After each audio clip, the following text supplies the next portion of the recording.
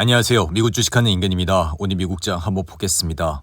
구독과 좋아요 부탁해요. 오늘 시장은 인공지능 대장 엔비디아의 호시적이 효과를 발휘하지 못하고 기술주 하락을 이끈 가운데 트럼프의 관세 발언과 실업자 수 급증을 시사한 신규 경제 지표가 투자 심리를 위축시켜 3대 지수는 이제 하락을 하는 모습을 나타냈습니다. 이에 엔비디아는 장중 내내 하락을 하면서 8% 이상 내려 $120까지 내려왔고 엔비디아의 4분기 매출은 전년 동기 대비 78% 증가한 $390억, 그리고 주당 순이익은 73%나 늘어난 89센트를 기록해 시장 예상치를 모두 웃도는 모습을 보여줬습니다. 이에 이번 엔비디아의 분기 실적은 2022년 11월 챗 GPT가 공개되어 AI 열풍이 불기 시작한 이후 9번째라 할 수 있는데요. 이에 이전 8번 모두 엔비디아는 컨센서스를 뛰어넘었고 평균 13.8% 더 많은 주당 순이익을 내놔 주가는 그동안 크게 상승을 하는 모습을 나타냈습니다. 여기에 딥시크 이후 AI 투자 지출의 지속성에 대한 의문이 제기돼 왔지만 이번 실적 역시 78%에 달하는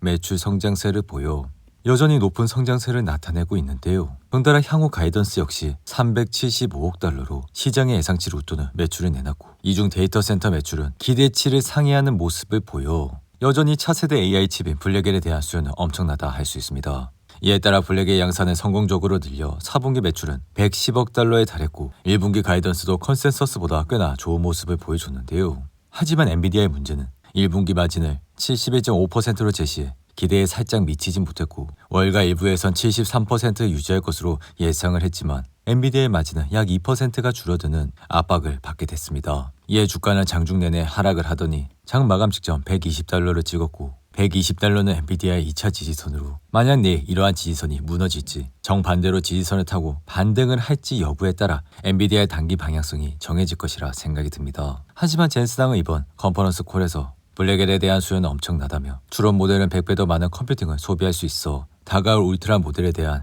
양산 계획 역시 밝혔는데요. 여기에 지금 인공지능 시장은 딥시크 열풍으로 인해 올해 역시 강력한 성장을 일으킬 것이라 밝혔고 덩달아 브로드컴과 마벨과 같은 맞춤형 AI 칩이 설계되었다고 해서 반드시 쓰이는 것은 아니기에 엔비디아는 올해도 강력한 모습을 보여줄 것이라 말했습니다. 이에 엔비디아는 시장의 예상치를 뛰어넘는 4분기 실적을 발표해 글로벌 투자 은행들은 일제의 목표 주가를 높였고 뱅크 오브 아메리카는 엔비디아의 목표 주가를 기존 $190에서 $200로 모골세니는 엔비디아를 최선호주로 꼽으며 기존 $152에서 $162로 목표 주가를 높이는 모습을 보여줬습니다.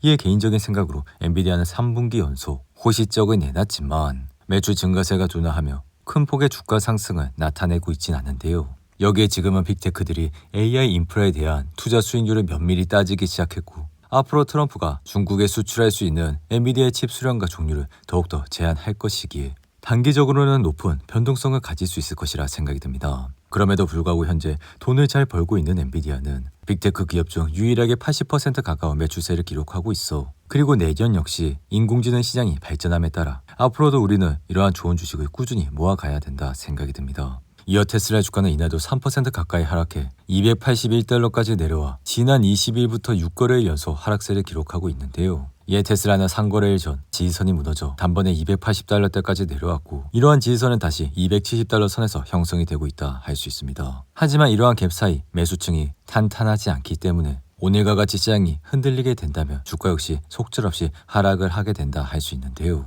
여기에 테슬라는 지난해 11월 5일 $251에서 트럼프 당선이 확정된 뒤 $288로 하루 새 15% 급등했기에 이 사이 매수층은 굉장히 얇다고 할 수 있으며 이후 랠리를 지속해 12월 17일엔 $488를 찍으며 아래 왼쪽에 보이시는 RSI는 80을 넘기는 모습을 보여줬습니다.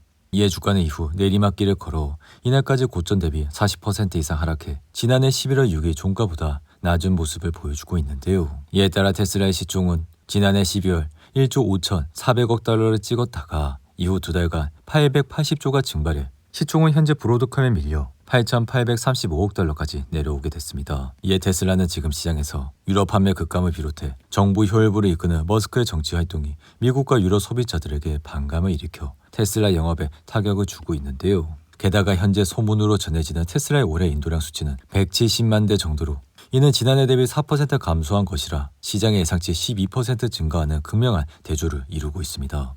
이로 인해 이 같은 사항을 일거에 뒤엎을 테슬라의 호재는 자율주행차, 로보택시 면허 획득이라 할 수 있으며 현재 중국의 BYD는 전 차량에 무료로 로보택시 소프트웨어를 장착해 테슬라를 앞서고 있기도 해 테슬라가 바닥을 찍고 상승을 하기 위해선 이러한 로보택시의 면허 취득이 굉장히 중요한 역할이라 할 수 있습니다. 한편 나스닥은 이날 2.7% 하락해 속절없이 내려가는 모습을 보여줬고 다만 마이너스 3%를 기록하진 않아 아직 시장이 패닉이라고 할 수는 없는데요. 이에 나스닥의 최근 흔들리고 있는 주요 배경은 트럼프가 멕시코와 캐나다를 대상으로 25% 관세 조치를 다음 달 4일 발표하겠다고 밝혔고 이에 기존 일정은 4월 달에 시작이 될 것이었지만 미국의 불법 입국과 마약 유입을 차단하기 위한 노력을 충분히 하지 않다고 있다는 점을 밝혀 이 같은 시행 강행 배경이 만들어졌습니다. 여기에 미국 신규 실업보험 청구자 수는 24만 2천 명으로 직전주 대비 2만 2천 명이 증가해 페드의 완전 고용 목표가 달성한 것으로 보여 다시 한번 금리 인하에 대한 기대가 사라졌기 때문인데요. 이에 따라 주시장의 피어 앤 그리드 지수는 단번에 18까지 내려와 극도의 공포감에 들어왔고 누누이 말씀을 드렸듯이 이러한 기간대 좋은 주식을 모아 가시게 된다면 앞으로도 큰 수익을 얻을 수 있을 것이라 말씀을 드렸는데요. 그리고 이러한 극도의 공포는 1년 중 한두 번밖에 찾아오지 않는 찬스지만 대부분은 이럴 때 좋은 주식들을 매도하고 다시 주가가 크게 올라 모두가 박수를 치고 환호를 지를 때 주식을 매수하는 심리를 작동하게 됩니다. 이어 인공지능 데이터 분석 소프트웨어 회사인 팔란티어는 5% 이상 빠져 84달러까지 내려왔고 지난 18일 사상 처음으로 120달러를 기록했지만 다음 날부터 폭락을 하더니 주가는 현재 고점 대비 크게 내려온 모습을 보여줬는데요. 그럼에도 불구하고 팔란티어는 올해 들어 15% 가까이 오른 상태라 S&P 500 지수에 올 들어 수익률 1%를 크게 앞서고 있는 모습을 보여주고 있는데요.